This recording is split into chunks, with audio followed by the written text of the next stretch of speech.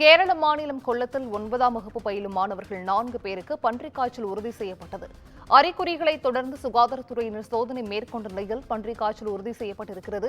கேரளாவில் நிபா பாதிப்பு தீவிரமடைந்து வரும் நிலையில் பள்ளி மாணவர்களுக்கு பன்றிக் காய்ச்சலானது கண்டறியப்பட்டிருக்கிறது. இதுகுறித்த அண்மை செய்தியை தற்போது பார்த்து வருகிறோம். கேரள மாநிலம் கொல்லத்தில் 9ஆம் வகுப்பு பயிலும் மாணவர்கள் 4 பேருக்கு பன்றிக் காய்ச்சலானது உறுதி செய்யப்பட்டிருக்கிறது. கூடுதல் விவரங்களை செய்தியாளர் ஹேம்லதா வழங்கிட கேட்கலாம். ஹேம்லதா, வணக்கம். இது குறித்தான விவரங்கள்.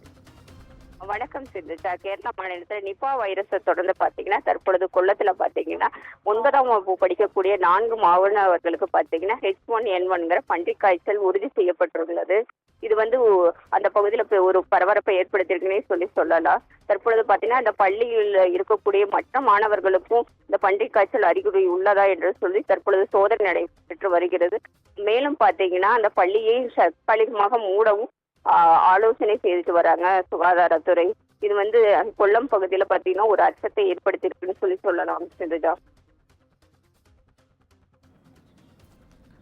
விவரங்களை வழங்கியமைக்கு நன்றி ஹேமலதா.